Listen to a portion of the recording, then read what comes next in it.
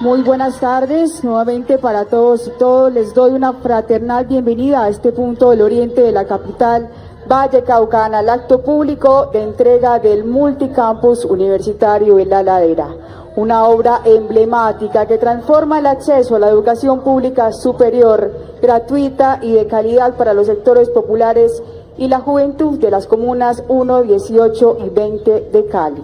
Este servicio de educación superior responde a una demanda histórica que se manifestó de manera potente durante el estallido social del año 2021, cuando la juventud y las comunidades de las laderas de Cali exigieron oportunidades reales, tangibles y efectivas de formación profesional en su propio territorio.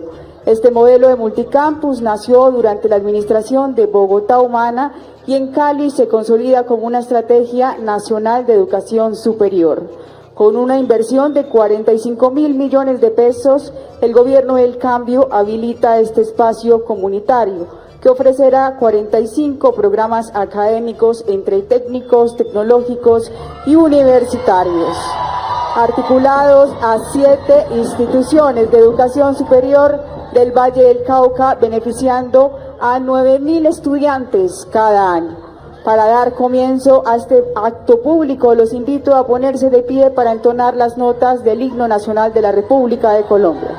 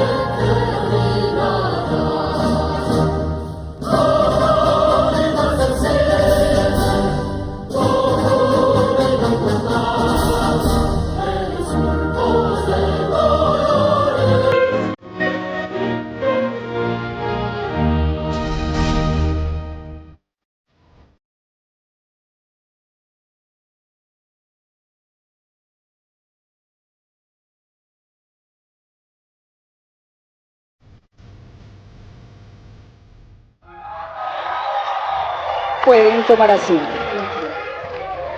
Saludo especial a todos los jóvenes aquí presentes, a la comunidad educativa del Oriente de Cali, a los líderes y lideresas del municipio, del departamento y a los funcionarios del gobierno nacional y regional aquí presentes. También a todas las personas que siguen esta transmisión a través de los canales institucionales del Gobierno de Colombia, la página web de la Presidencia de la República y sus redes sociales, el sistema de medios públicos y los canales de información comunitarios y populares del Valle del Cauca. Para iniciar, invito en el uso de la palabra a la rectora de la institución universitaria Escuela Nacional del Deporte en Deporte, señora Patricia Martínez.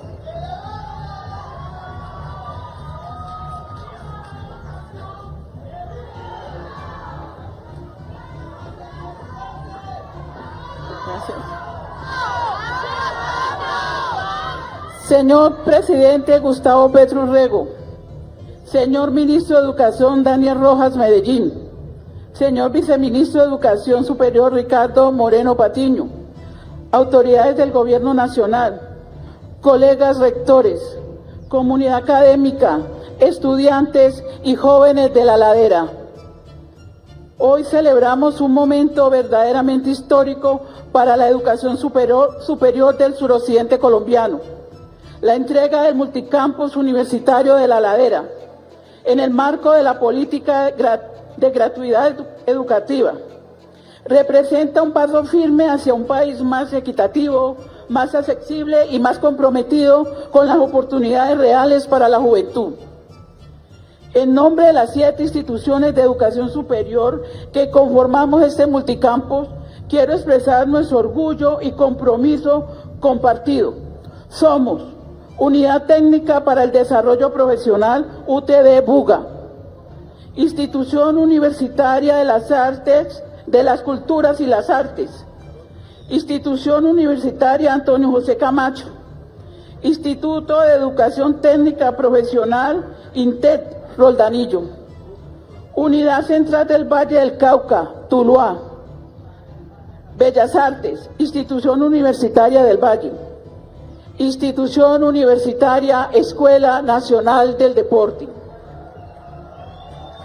Estas 7 instituciones, diversas en vocación, trayectoria y campo del conocimiento, nos unimos hoy para materializar un proyecto sin precedentes en la región, sustentado en un convenio de cooperación como persona jurídica sin ánimo de lucro que nos permite operar con transparencia, corresponsabilidad y visión de largo plazo.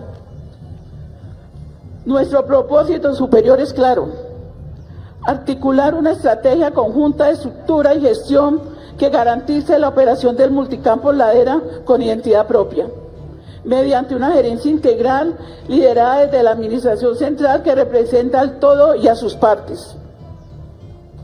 Lo que hoy recibimos no es únicamente un campus, es una alianza sólida, sostenible y profundamente comprometida con el desarrollo humano, la transformación territorial y el acceso a la educación superior como un derecho fundamental. Este multicampus inicia con programas técnicos, tecnológicos y profesionales en áreas estratégicas como el deporte, la salud, arte y cultura, tecnología, gestión pública, ciencias agrarias, innovación y emprendimiento, construidos a partir de las vocaciones del territorio y del potencial de las juventudes de toda la zona de Ladera. Las 7 instituciones que hacemos parte del multicampus recibimos este proyecto con esperanza, responsabilidad y la convicción de que este nuevo modelo ampliará las oportunidades educativas y sociales de cientos de familias.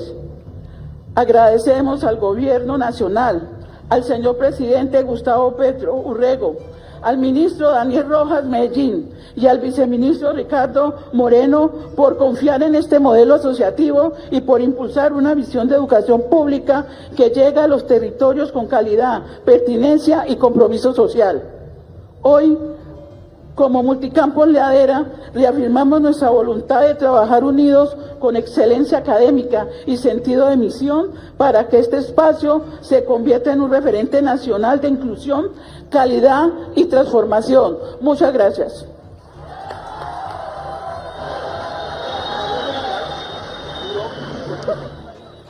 Muchas gracias, rectora Patricia. A continuación, la comunidad nos compartirá su visión sobre la entrega de este multicampus universitario. Ahora escucharemos a la lideresa social, Cristóbal Yurani Sánchez.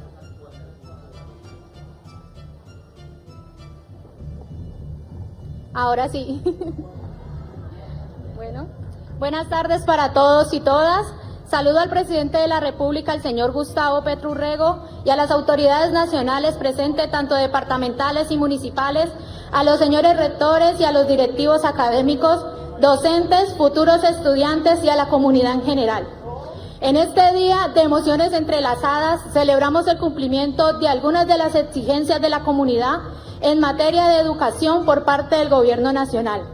La entrega del nuevo campus universitario Multicampus TTU Ladera simboliza un compromiso con la educación, la innovación y el desarrollo social en una de las comunas más estigmatizadas por la sociedad y nuestra historia reciente. Hoy no solo se inaugura una infraestructura, sino que se abren nuevas oportunidades para miles de jóvenes que aquí construirán sus sueños y contribuirán al progreso del país.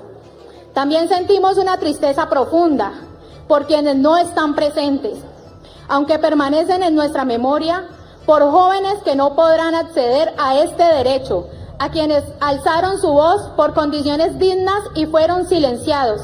Este día conmemoramos a quienes perdieron la vida, a los desaparecidos forzados, a quienes sufrieron lesiones y quedaron con discapacidades y a quienes fueron privados de su libertad. Muchos entregaron el precio más alto por la esperanza de un futuro mejor. Pagaron con su vida el derecho de soñar y vivir en libertad, víctimas de actos de represión sistematizada y premeditada. También, señor presidente, quiero hacer un llamado a la acción, que se generen espacios de escucha activa para las víctimas y familiares de víctimas. No podemos seguir permitiendo que la tasa de impunidad llegue a más del 90% en los casos del estallido social del 2021. No podemos hacer reuniones informativas por organizaciones gubernamentales. No, necesitamos ser escuchados y reparados de manera integral con garantías de no repetición y una participación activa en los procesos que representan a las víctimas, como la Comisión de Esclarecimiento, ahora llamada Comisión de Expertos.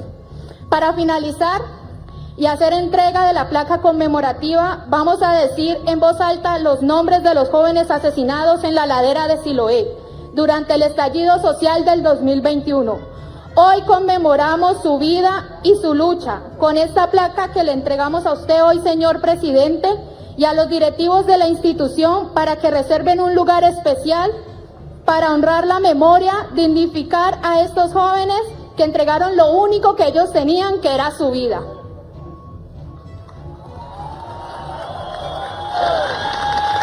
Harold Antonio Rodríguez Mellizo, 3 de mayo 2021. Kevin Antonio Agudelo Jiménez, 3 de mayo 2021. José Milson Ambulia, 3 de mayo 2021. Neison Sánchez González, 4 de mayo 2021. Jonathan Uribe Correa, 6 de mayo 2021. Juan Camilo Echeverry, 6 de mayo 2021. Luis Hernán Ladino Bañol, 10 de mayo 2021. Jonathan Andrés Reyes, 10 de mayo 2021. Carlos Sierra Sánchez, 23 de mayo del 2021. Angelvis Gregorio Bello Pérez, 23 de mayo del 2021. Daniel Steven Sánchez Quiseno, 28 de mayo del 2021. Michael Andrés Aranda Pérez, 28 de mayo del 2021. Didier Andrés Quintero, 28 de mayo del 2021. Byron Alexander Lazo Erazo, 4 de junio del 2021. John Gerardo Arenas Imbachi, 10 de junio del 2021. Elber Orlando Orozco Benavides, 13 de junio del 2021. Con este acto conmemoramos, dignificamos y resistimos.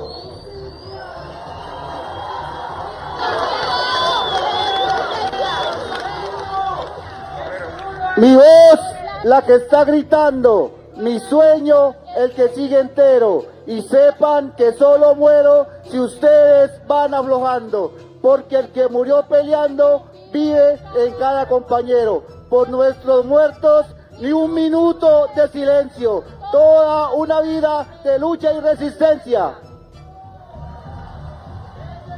¡Yo soy vivo! ¡Yo soy vivo!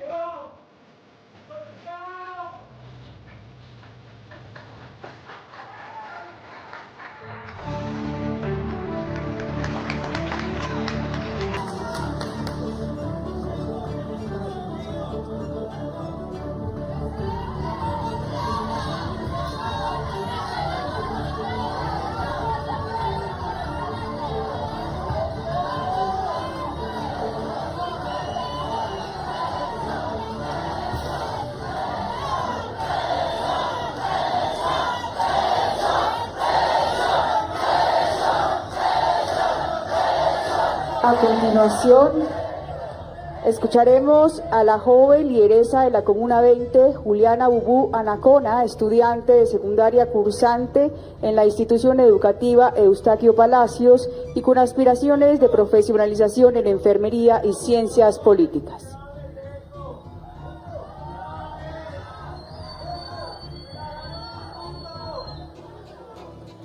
Hola, buenas tardes. Mi nombre es Juliana Buanacona. Soy estudiante de la institución educativa Eustaquio Palacios. Soy una de las voceras de la organización Unión Estudiantil de Jóvenes Progresistas.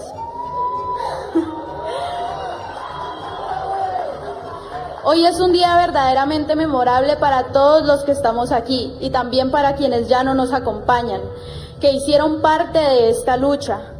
Hoy le estamos dando apertura al multicampus de la Universidad de La Ladera, una universidad que hemos pedido durante años, por la cual se ha trabajado con firmeza y esperanza. Esto marca un precedente histórico. Hoy ya no somos excluidos de la educación superior y tenemos oportunidades. Gracias a las personas y a las organizaciones que han luchado desde mucho antes de todos nosotros por una educación digna y de calidad. Le damos gracias a las organizaciones sociales, las JAC, las JAL, al Ministerio de Educación y al presidente Gustavo Petro por apostarle a una educación digna y de calidad. Una educación pensada para quienes tradicionalmente han sido marginados, para quienes tradicionalmente no han tenido acceso a oportunidades. Este logro no es solo un edificio, es la prueba de que la educación transforma, dignifica y libera. Hoy la Comunas 1, 20 y 18 celebramos que contamos con un multicampus del cual podemos disfrutar los estudiantes que estamos a punto de terminar nuestra educación básica y para quienes vienen detrás de nosotros. Esperamos tener muchos más espacios como este para poder fortalecer la educación pública superior y poder que la educación pública ya no se vea como un negocio, sino que se vea como un derecho fundamental que todos merecemos. Muchas gracias.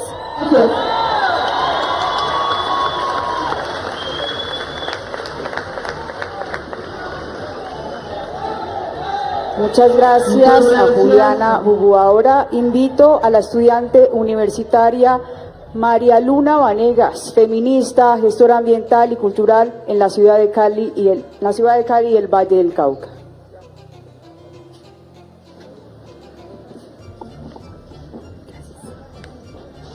Señor presidente Gustavo Petro, señor ministro de Educación, autoridades educativas, comunidad de La Ladera, estudiantes y vecinos.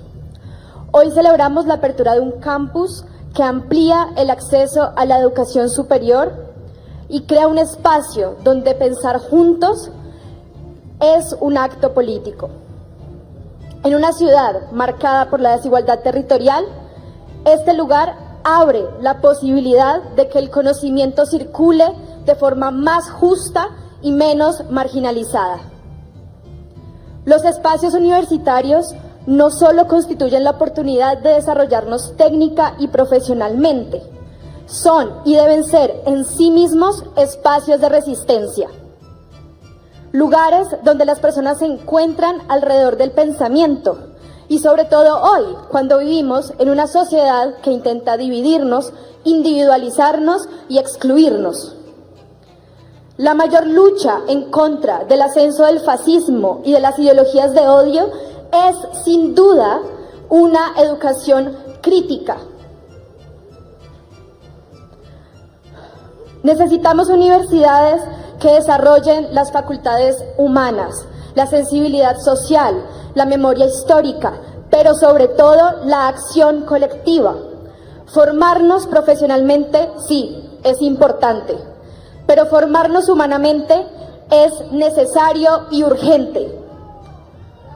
Y este campus, donde convergen instituciones diversas, tiene una oportunidad única, y es mostrar la importancia de la articulación institucional y territorial. Así como nos juntamos con programas y recursos, también deberíamos unirnos para unir territorios, culturas, historias y sobre todo formas de existir en comunidad. Pero afirmar el papel transformador de la universidad es incomoda a la gente. ¿Por qué? Porque la educación pública nunca va a aplaudir el poder.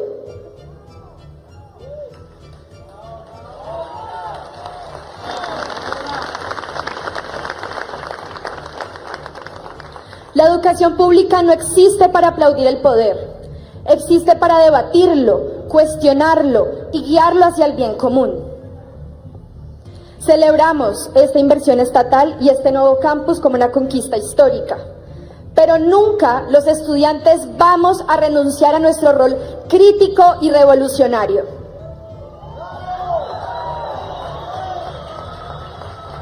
Pensar colectivamente no es cómodo y no tiene por qué serlo. Una educación pública viva cuestiona decisiones que afectan lo común, incluso cuando estas decisiones vienen de actores del poder local. Y quiero darles un ejemplo concreto. Hoy Cali está discutiendo la intervención del corredor verde de la calle 25 en el marco de la Feria de Cali. Un proyecto del alcalde Alejandro Eder que atenta contra la integridad ambiental de esta ciudad. Yo les pregunto, ¿dónde queda el discurso de la Cali biodiversa cuando atentamos contra su propia integridad?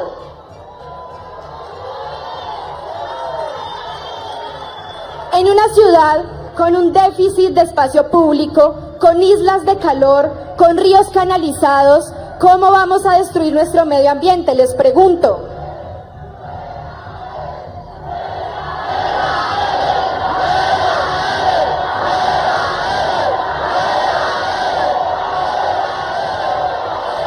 Si este campus va a ser un espacio de conocimiento vivo, es en este campus donde los jóvenes nos tenemos que pensar el desarrollo urbano de la ciudad de Cali. ¿Quién es más que los jóvenes de la ladera para decir cómo debe crecer Cali, su urbanidad y su ambiente?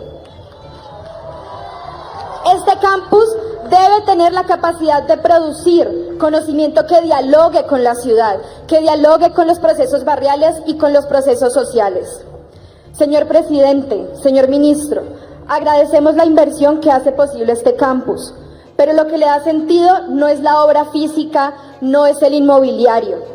Lo que le da sentido a este proyecto es la vida política que podamos mantener adentro de ese campus todos nosotros.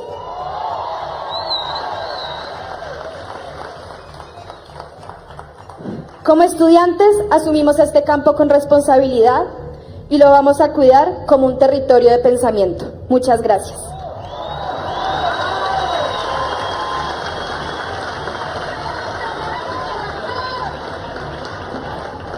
Muchas gracias a María Luna Vanegas. Sumando compromiso, trabajo, participación y la voluntad de hacer realidad este momento, no solo la realización y entrega de esta gran obra, sino de tener ya una oferta educativa superior en el territorio, escucharemos al ministro de Educación Nacional, José Daniel Rojas Medellín.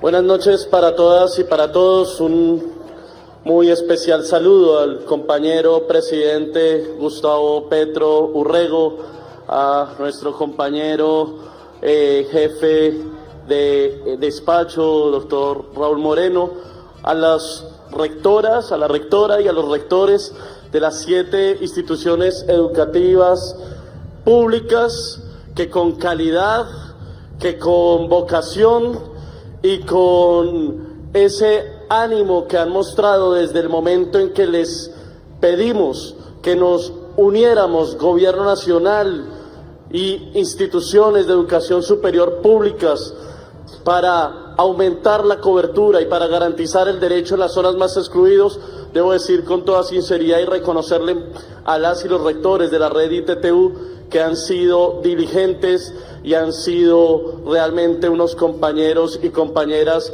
invaluables en esta tarea que nos ha puesto el señor presidente Gustavo Petro y que hoy podemos decir con mucho orgullo y con mucha felicidad que le cumplimos a la juventud de La Ladera, a la juventud de Siloé, a la juventud de las comunas 1, de la comuna 20.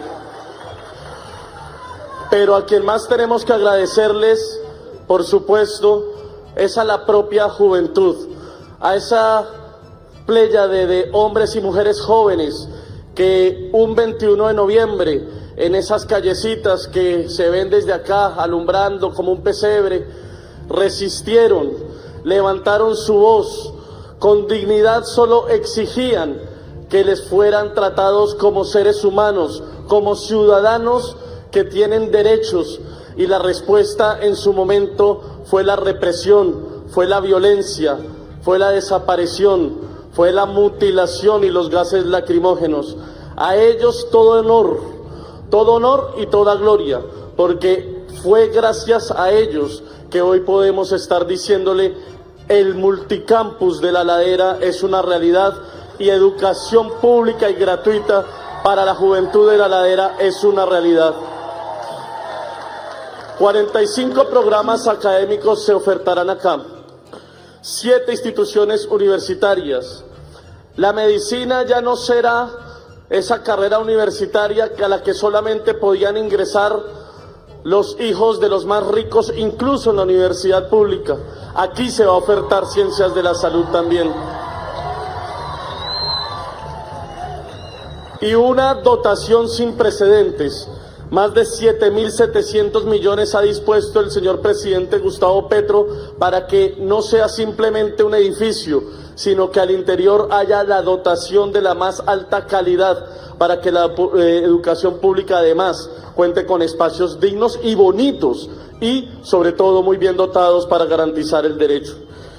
Pero además, ahora que se nos anuncia por los medios de comunicación que se pretende hundir una vez más la ley de financiamiento, es decir, la posibilidad de cobrarle los impuestos que dejan de pagar los más ricos de los ricos, que pueden ser comparados con los más ricos de Miami, para garantizarle el derecho a los más pobres de los pobres, que pueden compararse con los más pobres de Haití, en un país que es profundamente desigual.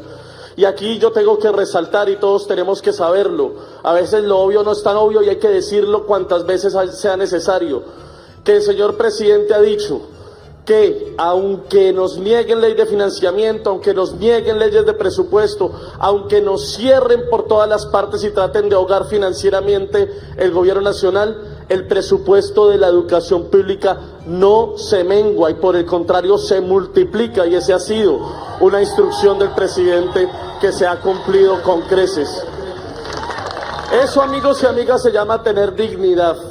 Y eso es lo que tiene que recorrer este multicampus universitario. Esa dignidad de esos jóvenes que resistieron en el estallido social. Esa dignidad que ha tenido el señor presidente de la República para resistir todo tipo de persecución, que lo quieren obligar a hincarse, a arrodillarse, a doblegarse, a que estas decisiones dejen de materializarse para que las rentas públicas vayan a seguir engordando bolsillos de privados. Esa misma dignidad tenemos que tenerla como pueblo, porque quiero comentarles solo una anécdota para cerrar. Ayer estuve en Uribia, en La Guajira, capital indígena de La Guajira, y estuvimos entregándole el grado de bachilleres a 395 guayús, pero esto puede ser una noticia cualquiera, por estos días son grados de bachilleres. Pues no, cuando nosotros llegamos al gobierno, 1.400 colegios no llegaban hasta grado 11. Y si los ponemos en el mapa, esos 1.400 colegios quedan en La Guajira, quedan en Chocó, quedan en el suroccidente, quedan en Cauca, en el Valle del Cauca, en la Amazonía, en las zonas más apartadas del país. No quedan en Ciudad Jardín, no quedan en el poblado de Medellín. 1.400 colegios que no llegan a grado 11 quiere decir cientos de vidas de jóvenes que a sus 12, 13 o 14 años se quedan sin ningún tipo de posibilidad de continuar con sus estudios. Y entonces la inversión que el señor presidente ha dispuesto la hemos determinado para que sea en esos sitios de exclusión donde estos colegios completen la trayectoria completa. Y esos 396 jóvenes son los primeros bachilleres de su municipio, los primeros bachilleres de su comuna, los primeros bachilleres de sus barrios, y serán, porque les garantizamos tránsito inmediato a la educación superior, los primeros profesionales universitarios de estos sectores. Pues bien, en Cali, donde la oferta educativa se ha concentrado en el sur de la ciudad, aquí mismo la Universidad Libre, que nos deja este espacio que le compramos, ha trasladado sus instalaciones al sur de la ciudad, dejando, y esto no es culpa de la Universidad Libre, sino de un modelo educativo excluyente, dejando a La Ladera sin las posibilidades de ofertar educación superior, dejando al distrito de Agua Blanca sin la posibilidad de ofertar educación superior. La noticia no es solamente la inauguración de este multicampus, la noticia también es que ya tenemos el lote para la universidad en el oriente, en el distrito de Agua Blanca, y que empiezan a instalarse las aulas modulares para ya en el 2026 ofertar también educación superior en las dos zonas que han sido marginadas y excluidas en Cali. Cierro diciendo que este edificio y esta multicampus es parte de lo que la compañera aquí solicitaba, es parte de la reparación simbólica, es parte de la reparación también que el Estado aún debe a muchas familias, pero es también parte de esa asociatividad. Y también quiero agradecerles a las madres de las primeras líneas que han estado presentes y combativas y que solamente pedían para sus hijos educación pública superior, gratuita y de calidad. A ustedes y a todas estamos a su servicio. Este es el gobierno del cambio, el gobierno popular. Somos servidores públicos, por lo tanto, estamos plenamente a su servicio. Gracias a todas y a todos por su apoyo.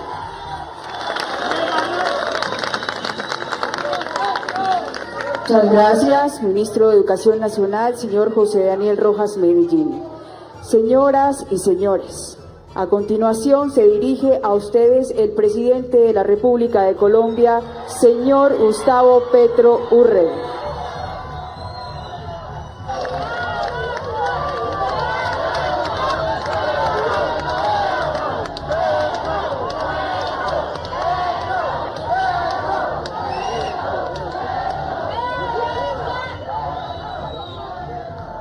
Un saludo especial a todas y todos los estudiantes, docentes, padres de familia, directivos, rectoras y rectores de las diferentes comunidades académicas que hacen parte del multicampus universitario de La Ladera.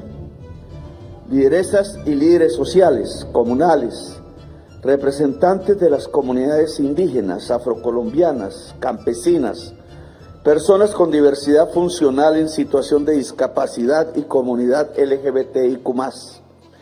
Ministro de Educación Nacional José Daniel Rojas Medellín, jefe del despacho presidencial encargado José Raúl Moreno, rectora de la institución universitaria Escuela Nacional del Deporte Patricia Martínez, lideresa social Crisol Yurani Sánchez, familiares de las víctimas fallecidas durante el estallido social, funcionarios del Gobierno Nacional, congresistas de la República, mandos regionales de las Fuerzas Militares y de la Policía Nacional, funcionarios del Gabinete Departamental y Municipal presentes, agrupación de Batucada, Juventud, Arte y Vida, Festa, medios de comunicación y en general a todas y todos los vallecaucanos que nos acompañan en el día de hoy.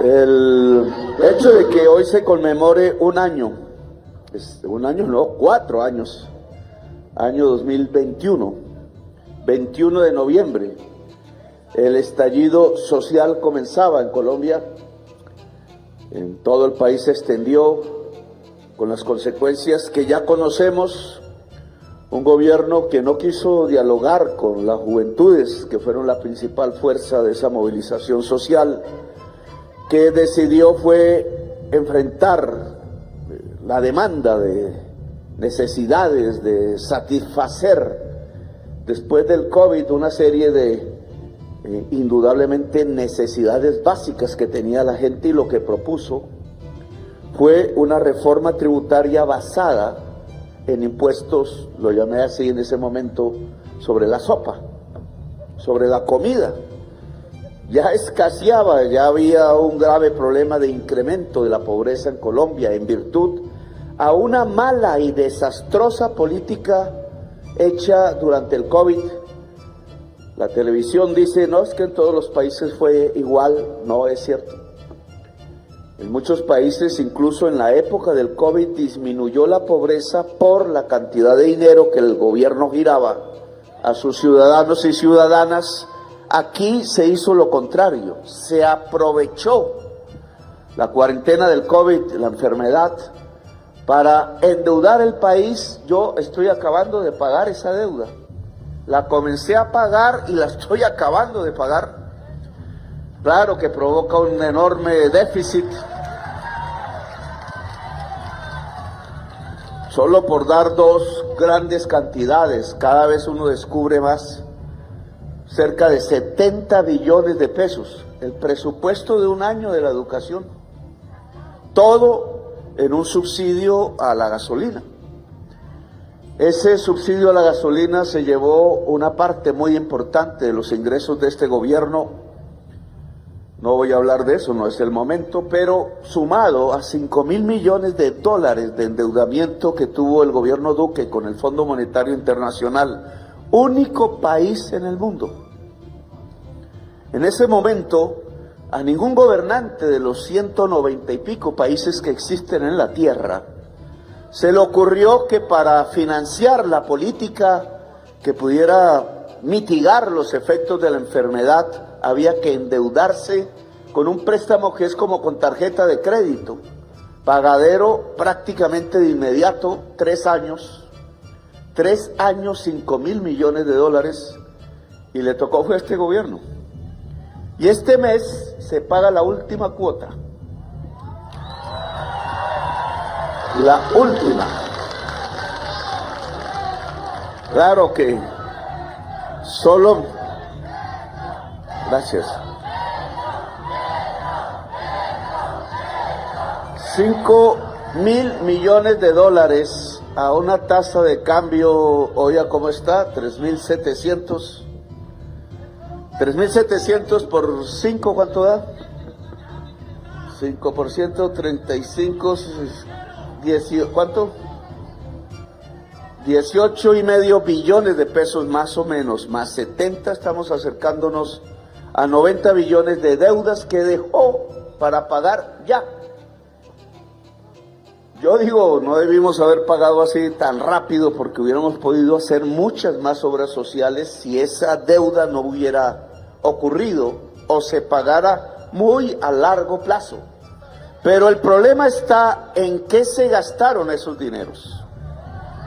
Y cuando uno va y mira el gasto, y ahí por qué estalló la sociedad, el gasto imperceptiblemente, con aval del Consejo de Estado, hay que decirlo, que miraba los centenares de decretos de estado de conmoción interior, y con aval del Congreso de la República, que no se podía reunir físicamente por la enfermedad, terminó dedicándose el dinero a pagar las nóminas de las empresas más grandes de Colombia, es decir, subsidiar a los ricos más ricos de Colombia.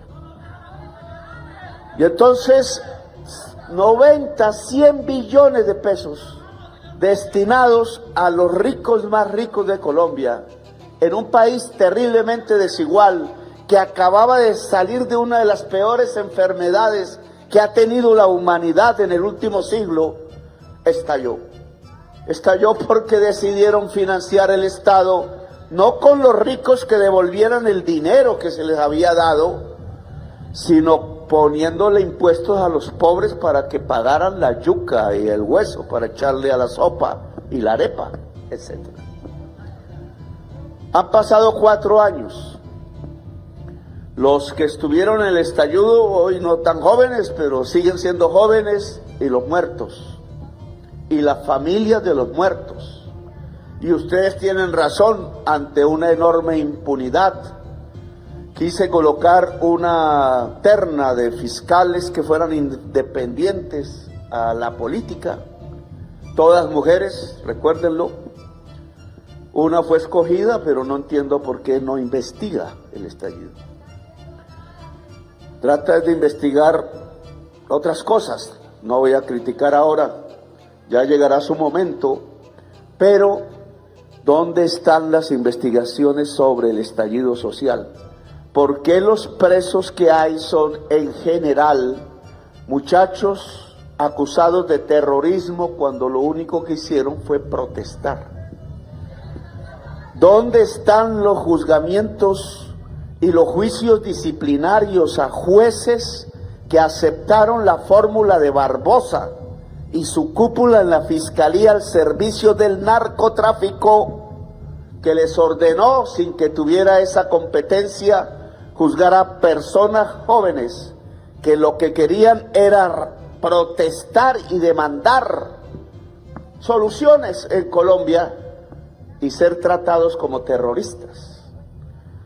Trump hace lo mismo ahora, pero yo diría que los señores de la Fiscalía General de Colombia más bien le han enseñado a Trump a maldenominar qué significa un terrorista. Un joven que protesta no es un terrorista. Un latinoamericano en los Estados Unidos no es un terrorista. Una persona que se llame colombiano o que nazca en Venezuela o en el Perú, en el Ecuador, no es terrorista. Una persona que por pobreza tenga que irse en una lancha en el Caribe a demandar unos dineros llevando un tráfico ilícito no es un terrorista. Terroristas fueron los que asesinaron los jóvenes por protestar.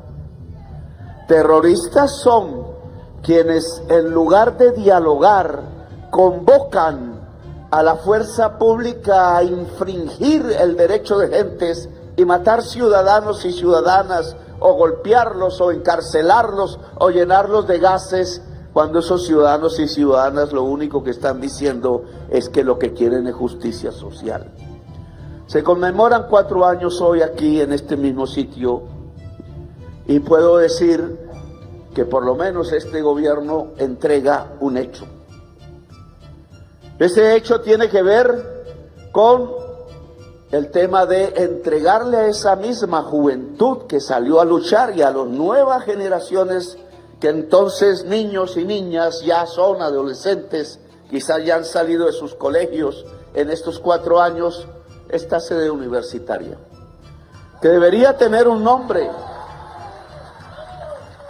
Esta sede, este multicampus, como se le denomina, debería tener un nombre. No sé si han pensado en eso y me equivoque, pero debería rememorar los hechos de hace 4 años, porque los monumentos, los nombres de las calles, la forma como la sociedad designa los lugares, tienen que ver con su historia y con su alma, no pueden ser impuestos.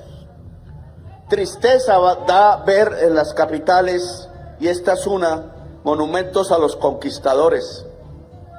Eso debería ser extirpado desde hace tiempo, o puestos en un lugar que se llame el Museo de la Conquista, y donde pongan los instrumentos de tortura y los elementos con los cuales despojaron a los pueblos indígenas de su tierra en estos territorios. Pero los lugares públicos deberían traer la historia verdadera del pueblo. Por tanto, este multicampus debe tener un nombre que rememore lo que sucedió aquí hace 4 años, y lo dejo en puntos suspensivos porque no voy a ser yo el que le ponga ese nombre, sino ustedes. Aquí 4 años después no venimos a disparar gases lacrimógenos, la policía aquí no viene en motos disparando de frente a la población. Aquí no se están casando jóvenes, casando con Z. Aquí no venimos a llevarlos a la cárcel, aquí venimos a abrir las puertas del saber. Las puertas del saber son las puertas de la libertad. Son un paso hacia la equidad social. Allá brilla esa estrella que a mí me cobijó muchas noches. porque dormí por allá arriba muchas veces. Incluso, Daniel, me gustaría que se rememorara, hay un libro de fotos, no sé dónde andará, quién tendrá una copia, lo vi, de esos libros finos que ponen encima de las mesas, con las fotos de centenares de jóvenes que murieron ahí. Una historia olvidada, que debe ser recuperada, de mucho antes del estallido social. Estoy hablando del año 84, 85. Estoy hablando cuando ya se hizo una bandera de la paz en esa estrella, y todo terminó año 85, en que los tanques de guerra entraban a tumbar la bandera de la paz, y en medio, entre el tanque que estaba aquí y subía hacia allá, murieron centenares de jóvenes en trincheras, disparando. Una guerra, uniformados o no, algo que aunque hay que recuperar porque es la memoria, así como sacamos el cañón del Galeón San José, y vamos a sacar el Galeón San José, porque es para recuperar la memoria de hace 3 siglos. Aquí es para recuperar la memoria de hace unas décadas y de hace 4 años. Lo que le ha dado las juventudes en generaciones diferentes de Siloé a Colombia es toda una escuela de libertad, de lucha por la democracia. Y habrán problemas hoy, yo lo sé, pero este lugar y este hecho en donde abrimos puertas de la educación y del saber incluso, y esa es una revolución en la reforma a la salud que el Congreso no va a aprobar y que tenemos que aprobar nosotros, el pueblo, es que aquí va a haber una facultad de ciencias de la salud y será gratuita.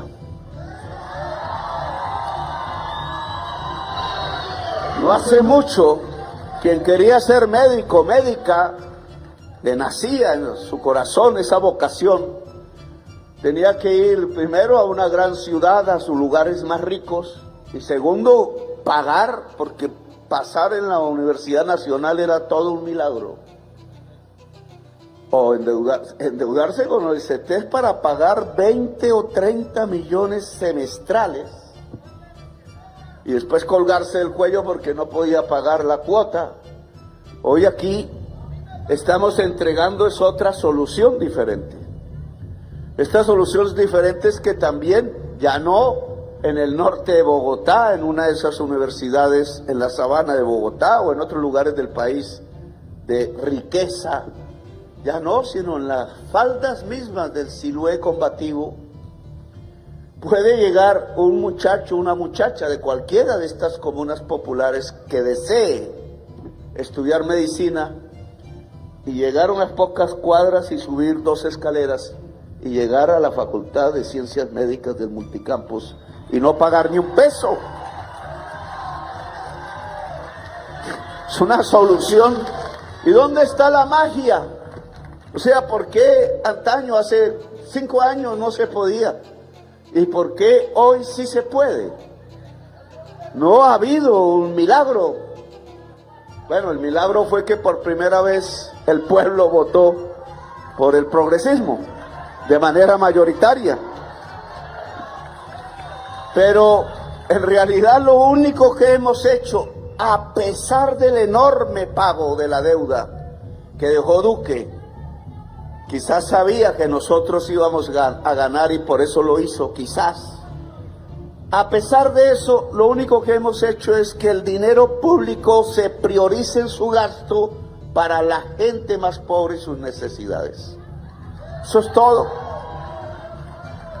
Lograr que derechos fundamentales que la Constitución establece sean universales.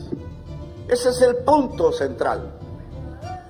Aquí no hicimos un socialismo, yo no expropié una sola máquina, no expropié una sola hectárea de tierra. Ganas sí me dieron. Porque hay cosas que... hay injusticias que no. Pero yo me comprometí, y trato de cumplir mi palabra hasta donde pueda, en que lo que necesitábamos era aplicar la Constitución del 91 antes que nada, volverla realidad, no papel.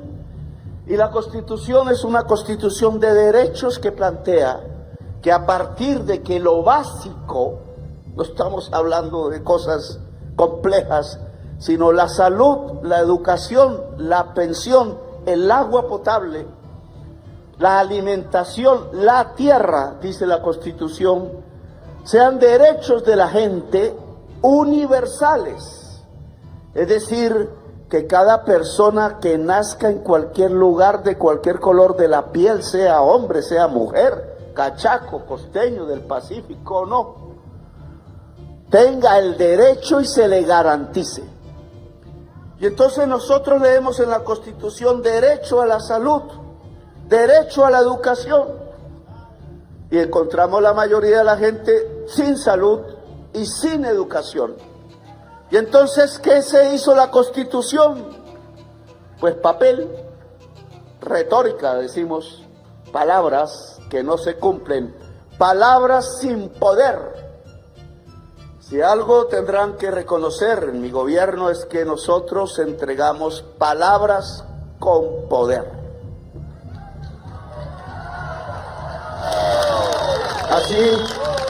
Así fue como devolvimos los aviones que llegaban con colombianos encadenados, palabras escritas.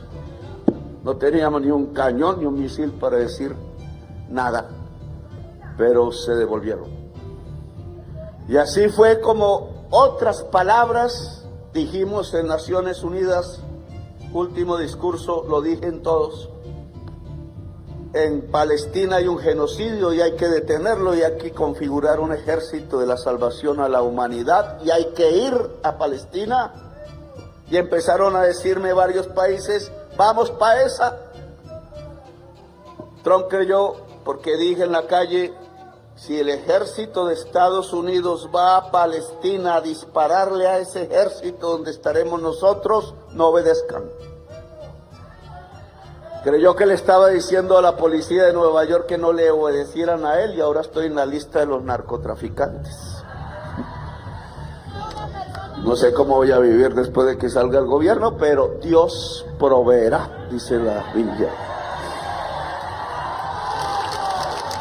Y en verdad mi experiencia me ha enseñado que en cuestiones de sobrevivencia, si uno tiene el apoyo del pueblo, no hay problema.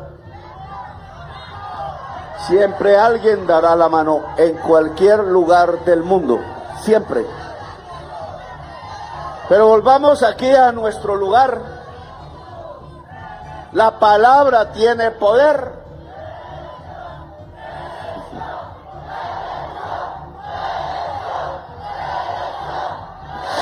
Hay que reelegir el programa, el proyecto.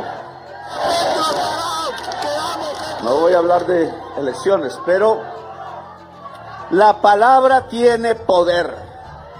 ¿Cómo se detuvo? Aunque todavía hay 335 asesinatos más de niños en Gaza, ¿cómo se pudo detener la avalancha que llevaba 70,000 personas muertas? Unas niñas colombianas, entre otras, que les voy a poner la cruz de Boyacá. Vamos a hacer ese acto en poco. ¿Es Bayuna? ¿Quién es Bayuna? Manuela, de la Universidad del Valle. Bueno, y otras mujeres, jóvenes, la mayoría, y jóvenes hombres salieron en el mar a las 4 o 5 días, hicieron una catástrofe humanitaria con ellos, llegando a Israel en aguas internacionales. La mayoría de los países de la OTAN decidieron no apoyar a Israel, y Trump echó para atrás. Se fue por allá, hizo un proceso de paz. Multitudes de personas, millones de ciudadanos y ciudadanas en los países que estaban aplaudiendo el genocidio, incluidos los Estados Unidos, salieron a las calles. Por eso hoy podemos hablar relativamente de paz, Pues Colombia tiene que aprender a que millones de ciudadanos y ciudadanas tengan que salir a las calles si pretenden que echemos para atrás. Y de esto sí quisiera hablar un poco. Viene diciembre, la estrella de Siloé nos lo avisa. Con diciembre apenas pasen las fiestas, empieza la campaña electoral. Es decir, de aquí a las semanas que están, incluido el 24, incluido el 31, hay que pensar qué se va a decidir. Al presidente de Colombia le corresponde garantizar las elecciones. Ninguna mesa puede suspenderse. Anote esto, ministro. Lo que hay es que aumentar las mesas electorales en Colombia. Ojo.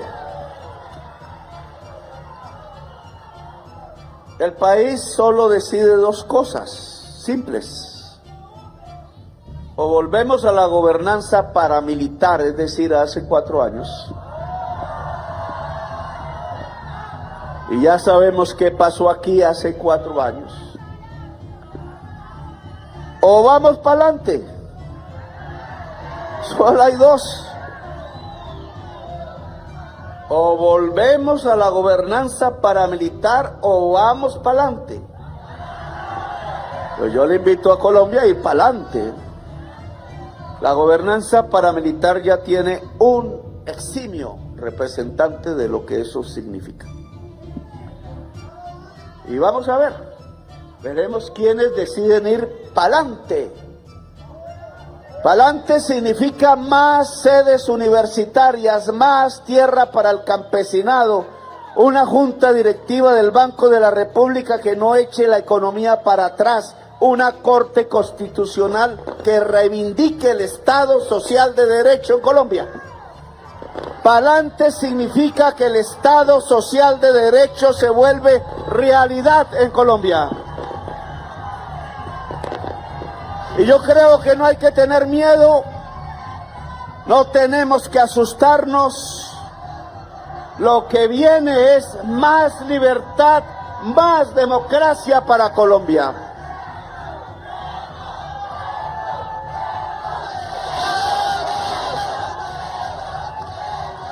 Y veamos, ahora, antes, cuando gané, hace 3 años y pico, nos decían de pronto Petro se arrodilla, de pronto Petro va a nuestros clubes, se toma un whiskycito con nosotros, recibe un billetico, no lo juzgamos, no lo molestamos y hace que todo siga igual, era lo que pensaban. Hoy ellos saben que eso no va a pasar. Ellos saben que, y me refiero a la oligarquía de Colombia, saben que nosotros vamos en serio. Y que ese ir en serio, no es que vamos aquí a quitarle a la gente bienes o fusilar gente en cadalsos y cosas por el estilo. No nos interesa perseguir a nadie. Nos interesa la democracia más profunda en Colombia y nos interesa fundamentalmente que en este país, uno de los más desiguales del planeta Tierra, pueda haber justicia. Justicia para los que han muerto. Justicia para quienes han sido víctimas y justicia en general para la sociedad en sus deseos de ser seres libres y progresar. Justicia es progreso. Yo creo que no hay colombiano o colombiana en cualquier lugar de Colombia que no quiera es progresar. Lo que pasa es que a la mayoría no los dejan, no pueden. No les dan las oportunidades, no abren estos edificios para hacer universidades o se construyen nuevos, se van construyendo, no abren las posibilidades de que el dinero de la salud, en vez de ir al bolsillo del ricachón de siempre que se lo gasta en Miami, en jets y con las novias en el jet, vaya en la gente que por ahí tiene un problema cardíaco o cáncer o se prevenga incluso la enfermedad. Eso es lo único que aspiramos, a dejar una Colombia libre y justa, democrática. Pero ya ellos saben que no tienen las mayorías. Bueno, pero ingresaste. Ellos quieren derrotarnos, es su lógica, y nosotros queremos ganar.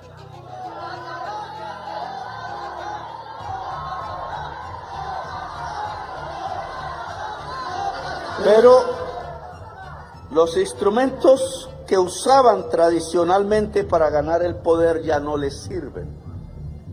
Ellos usaban los medios de comunicación para engañar a la gente. Ya muchísima gente no se deja engañar de las mentiras del medio de comunicación que le pertenece al rico más rico de Colombia. Ellos usaban el billetico para comprar los votos de los pobres. Y el pobre iba a una urna sin saber por quién iba a votar. Y terminaba siendo el que daba las órdenes para venir aquí a matar los jóvenes en la ladera de Siloé. Ya el pobre ha adquirido conciencia, el pueblo trabajador sabe quién le garantiza sus derechos, la mujer trabajadora no se deja engañar de la sonrisita alegre de un señor con corbata, sino que ama y quiere los cambios, incluso yo diría a Petro.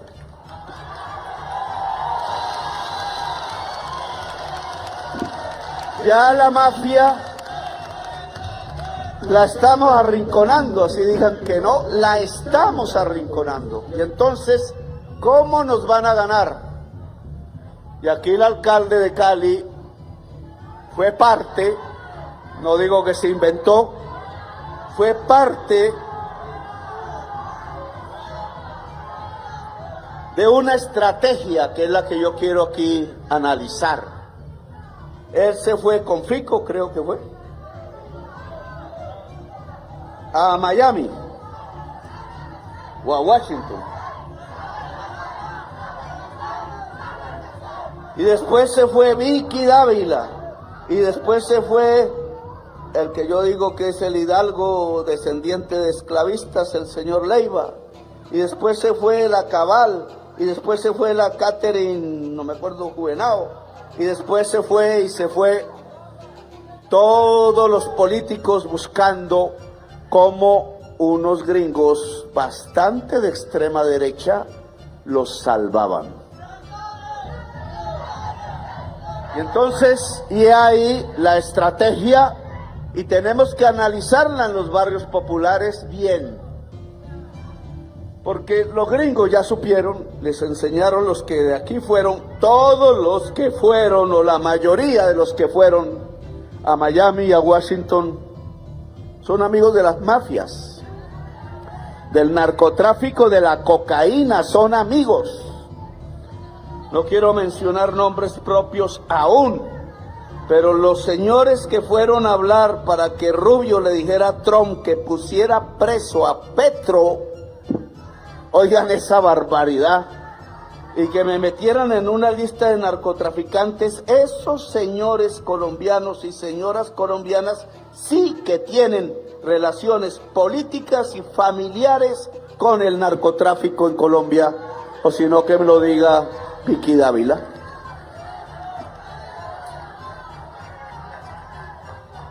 ¿Qué es la estrategia entonces? Tratar de mostrarle al mundo que el presidente progresista de Colombia está ligado a narcos. Saqué todas mis cuentas bancarias, que son poquitísimas, desde el año 2022, antes de elecciones hasta las fechas, para que cualquier ciudadano o ciudadana mire en qué me gasto mi sueldo, o si tengo más dinero que mi sueldo. Ahí están. Hasta ahora ha pasado una semana y ningún periodista ha dicho, oiga, lo único que me han dicho es que compré en unos almacenes de lujo, que no compré para mí porque yo siempre uso estas ropas, estas botas no cuestan mucho y me las regaló el ejército, ¿cierto? Pero es que son buenas y cómodas. Estas las hacen los gringos hacen esas botas. No, pues me pillaron ahí porque después les cuento.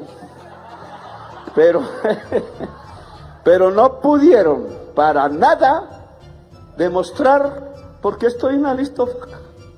¿Por qué me llama narcotraficante el señor Trump? ¿Por qué me calumnia? Tengo muchísimas ganas. Voy a dar un lapso de negociación, un lapso de tiempo, porque soy coherente con lo que pienso, pero si no me voy a pelear jurídicamente en los Estados Unidos. Ya tendré tiempo para eso, porque dejo de ser presidente de la República. Ahora, ¿cuál es el problema? Que no es solamente tratar de desacreditar al presidente, calumniarlo, sino lo que va a pasar con la gente que aquí me mira y los que no están aquí. Y es que los señores decidieron meter billete a la lata. Y voy a explicar qué es lo que hicieron, porque además me contaron en dónde fue la reunión y algunos de los que fueron. No fue una reunión física, fue una reunión virtual. Ahí estuvo un norteamericano representante, dijo ser el gobierno de los Estados Unidos, y decenas de alcaldes de Colombia. Claro, saben que la mayoría de los alcaldes de Colombia no son progresistas.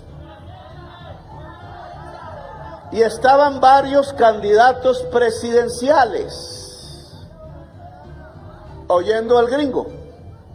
Y entonces dijeron, ahí las instrucciones ahora a la oposición mía, le llegas de Washington, no tienen cabeza para sacar las ideas de aquí, de Suacha o de Cali o de Siloé o de Ciudad Bolívar, sino que las tienen que traer de Washington. Les dijeron, les vamos a dar un billete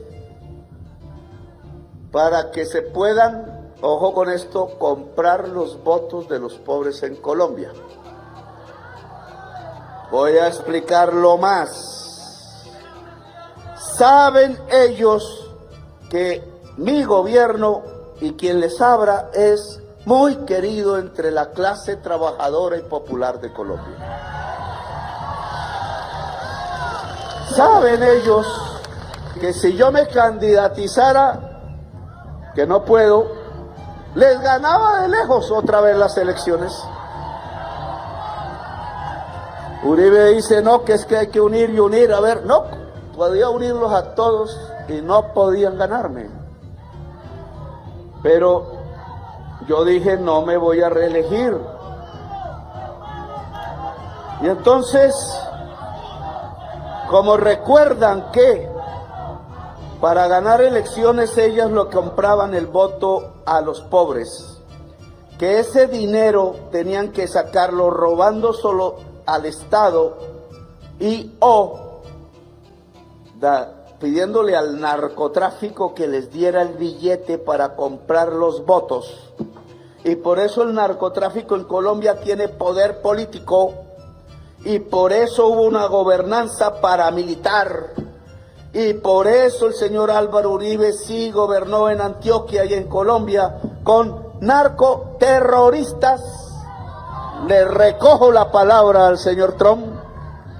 Y entonces el señor Trump, ¿qué está haciendo con los amigos de los narcoterroristas colombianos? Pregunto yo. Porque narcoterrorista es el que exporta cocaína y mata en masa colombianos en Colombia. ¿Y quiénes eran esos? A esos que se hizo un proceso de paz que yo he respetado, a eso le llamo, a esos políticos que gobernaron con gente que exportaba cocaína a Estados Unidos y mataba en masa colombianos en Colombia. yo le llamo gobernanza paramilitar.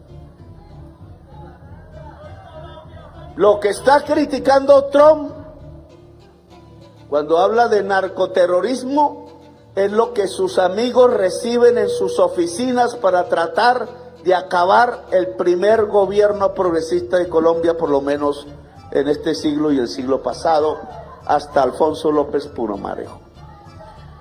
Bueno, pues se sacaban los votos de la plata del narcotráfico y por eso yo hice 10 años de debates en el Senado y en el Congreso, mostrando con nombres propios quiénes eran los políticos que recibían el dinero de los narcoterroristas para comprarle los votos al pueblo, para hacerse elegir y después tomar las medidas con que iban a venir a estas barriadas populares a matarle a los hijos de quienes compraron los votos en Colombia o los vendieron. La policía tiene una orden y quiero que me escuchen. ¿Dónde está el general de la policía? ¿Estaban aquí? ¿Dónde está el general? Por favor, tome asiento, hermano, que está ante su comandante supremo.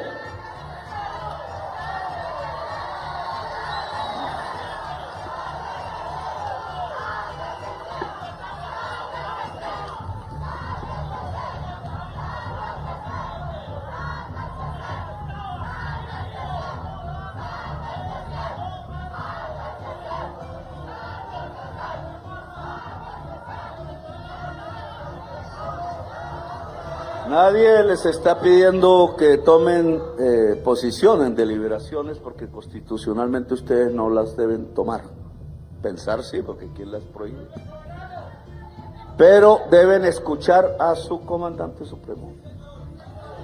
La orden que yo les doy a partir ya del inicio de elecciones, y eso se llama garantías electorales, es que la primera prioridad de la policía es capturar a todo comprador de votos que se mueva en el territorio del Valle del Cauca. Haremos una tabla y así se medirá la eficacia de cada mando. No ordeno a matar, a nada de eso, ordeno a garantizar el voto libre en Colombia. Y la policía tiene que garantizar el voto libre en Colombia.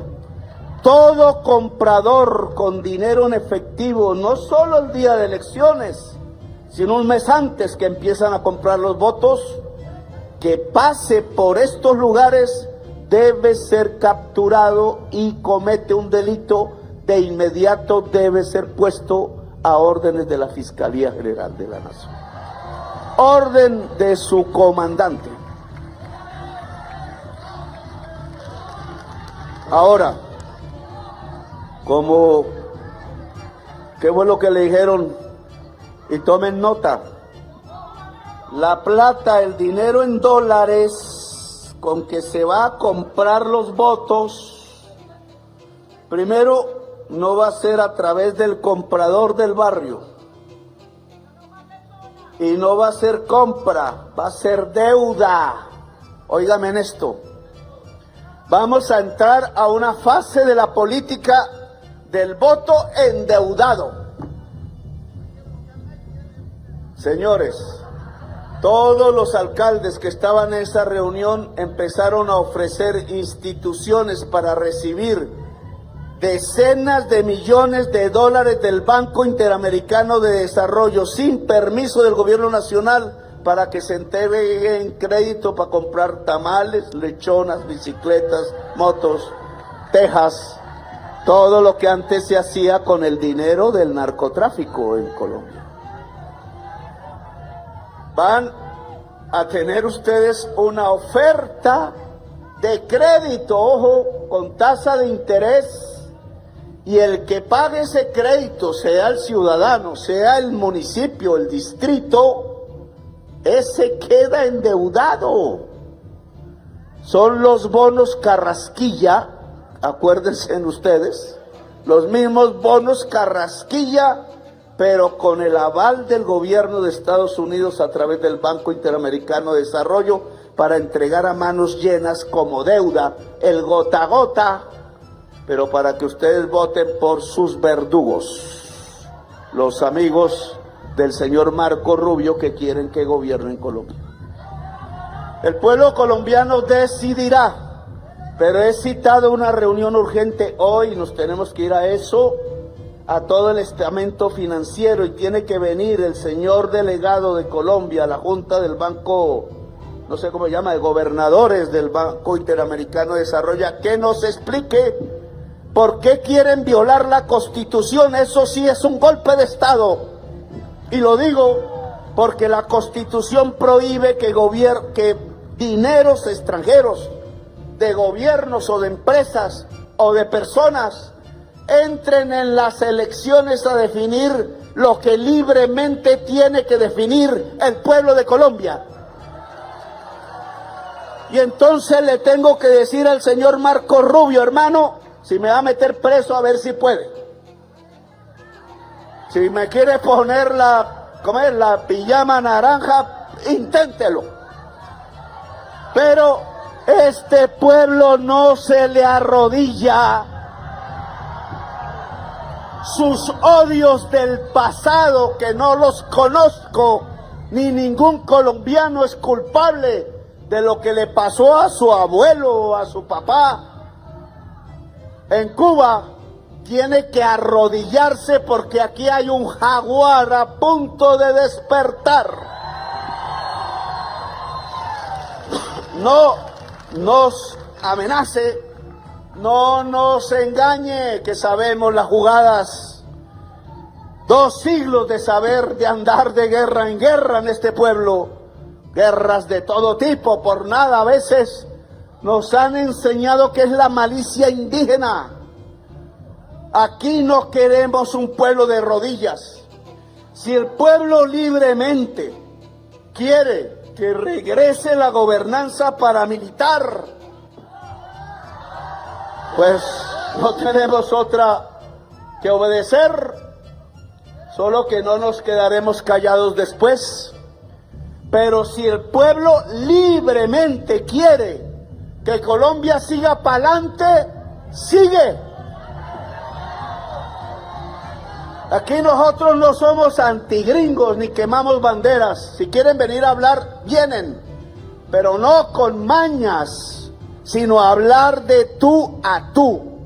Así que vayan diciéndole al señor presidente del Banco Interamericano de Desarrollo que no va a entrar su dinero en las elecciones de Colombia. Que el pueblo de Colombia no se deja vender. Y si van a entregar créditos, cójanlos, pero para producir maíz, tener marranos, construir una casa o mejorarla. No para comérselos, porque quedamos endeudados, empeñados, y lo que hay que construir es riqueza. La orden que todas las instituciones financieras del gobierno nacional tiene es que todo su volumen de crédito se le entrega a los pobres de Colombia. Ahora, si el BID intenta, sin permiso del gobierno nacional, competir con los dólares por el voto de los colombianos, que está prohibido. Bien, y ahora aquí 9.000 nuevos estudiantes tendrá esto. Y espero, Daniel, que otros 9.000 puedan entrar en el lado oriental, en Agua Blanca. Y espero que un tren empiece a funcionar entre Yumbo y Buenaventura.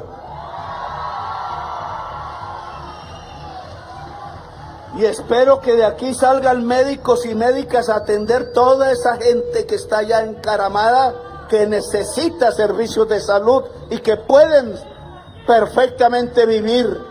Y espero que Cali se convierta en la capital no solo de la resistencia, sino del gobierno progresista en Colombia, en el occidente de nuestro país. Una Cali inteligente, una Cali donde el joven negro no mate a otro joven negro, sino sepa que su color de piel es para demandar la igualdad y la justicia. Una Cali donde la mujer, y no vuelvo a repetir la frase que dije, que está basada en la ciencia, pero no la voy a repetir.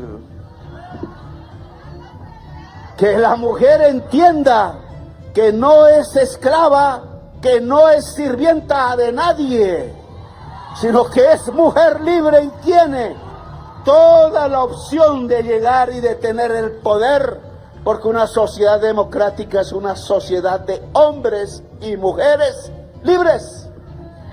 Y lo que quiso Bolívar en este país no fue tener esclavos, aunque tenía uno. Lo que quiso Bolívar en este país es que fuéramos una sociedad gran colombiana de seres humanos libres. Y es por eso que nos apuntan con cañones, no nos equivoquemos. Y es por eso, porque quieren quitarnos las riquezas que hay debajo de la tierra, pero quieren arrodillar la riqueza mayor que una sociedad tiene. Y la riqueza mayor de una sociedad no es más que el ser humano, que el pueblo, que la gente, que las ilusiones, que la esperanza. El día que durmamos la esperanza, el día que nos maten la esperanza, matan el futuro, matan la alegría, matan a la gente, y no vamos a dejar que nos maten. Así que, por favor, esta ciudadela libertad, ojalá, no, yo no voy a ponerle el nombre, esta ciudadela que sea el corazón de la libertad de Cali, el corazón de la libertad de la juventud, que es el cerebro el que vuela, también el cuerpo, pero es el cerebro que vuela, y el cerebro, para que vuele libre, tiene que saber, tiene que leer, tiene que criticar. No hay lectura que no critique, y no hay lector bueno o lectora buena que no critique lo que lee. Así que leer. Me preguntó una niña ahorita, antes de subirme al avión, niña chiquita, digamos, ¿de qué? Con 7 años. Me dijo, ¿qué me recomiendas para ser una buena líder en Colombia? Me dijo la niña. Me puse a pensar. Entonces le dije, solo 2 palabras. Ayuda, ayuda y lee. ¿Qué es un socialista? Una persona que ayuda y lee.